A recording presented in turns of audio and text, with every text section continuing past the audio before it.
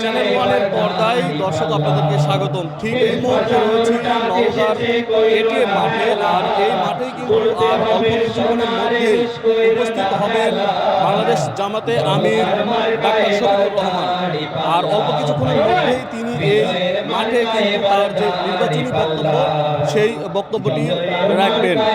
আপনাদেরকে একটি বিষয় জানিয়ে রাখি যে ঠিক 21 তারিখ অর্থাৎ প্রতীক বরাদ্দের পর থেকেই কিন্তু জামাতে আমির ডাক্তার শফিকুর রহমান তিনি তার নিজ আসন ঢাকা 15-তে আনুষ্ঠানিকভাবে তার নির্বাচনী প্রচার প্রচারণা শুরু করেন এবং এরপর থেকেই কিন্তু তিনি দেশের বিভিন্ন জেলাতে সফর করেন। বিশেষ করে প্রথম ভাগে উত্তরবঙ্গের যে জেলাগুলো রয়েছে সেই জেলাগুলোতে তিনি সফর করেন এবং তারপরেই কিন্তু তিনি দেশের মধ্যাঞ্চলের যে জেলাগুলো রয়েছে সেই জেলাগুলিতে সফর করেন এবং তিনি আমরা দেখেছি যে বিভিন্ন জেলায় তিনি কিন্তু তার যেই নির্বাচনী প্রতিশ্রুতি সেই প্রতিশ্রুতিগুলো দিয়েছেন এবং নেতাকর্মীদের বিভিন্ন দিক নির্দেশনা দিয়েছেন। তরুণদের জন্য কি পরিকল্পনা রয়েছে সেগুলো জানিয়েছেন।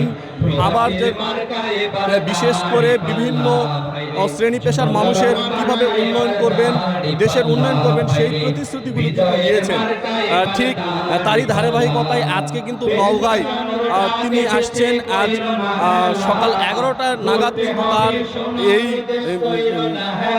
এই এটিএম মাঠে কিন্তু তার নির্বাচনী যে বক্তব্য সেই বক্তব্যটি দেবার কথা রয়েছে।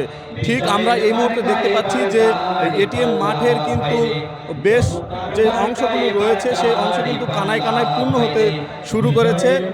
নওগাঁ জেলার যেই 11টি উপজেলা রয়েছে এই 11টি উপজেলা থেকেই কিন্তু জামাতের যে সমর্থক রয়েছে, নেতাকর্মী রয়েছে, তারা এই মাঠে আসা শুরু করেছেন ইতিমধ্যেই এবং এছাড়াও কিন্তু এই জেলার আশেপাশের যে জামাতের যে সমর্থক রয়েছে, সর্বস্তরের মানুষ রয়েছে, তারা কিন্তু এই জনসভাতে ধীরে ধীরে যোগ দিচ্ছেন এবং তারা কিন্তু অধীর আগ্রহে কিন্তু অপেক্ষা করছেন যে তাদের যে প্রাণপ্রিয় নেতা ডাক্তার শফিকুর রহমান তিনি এই নওগাঁর উদ্দেশ্যে কী ধরনের বক্তব্য রাখেন, কী ধরনের প্রতিশ্রুতি দেন, সেইটার জন্য কিন্তু তিনি এই যে সমর্থক যারা রয়েছে তারা কিন্তু মুখে আছে।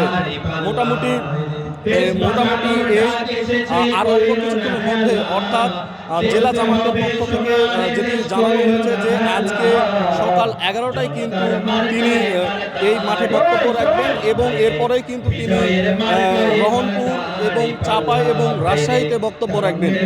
মোটামুটি আমার কাছে এই ছিল বাংলাদেশ জামাতে ইসলামের নির্বাচনী প্রচার প্রচারণার আজকের সর্বশেষ।